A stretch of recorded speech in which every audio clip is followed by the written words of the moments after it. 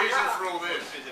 Now, back in July this year, we received, or rather, Phil Rochette, our senior electrician who was previously on Kooza, sent an email to you guys on Kooza explaining that we had a bit of a problem with our beer fridge. It wasn't everything it had to be, let's be honest. Okay? So, this was July the 8th. And finally, okay, we today are proud to present the new oVo beer fridge, which is somewhat different.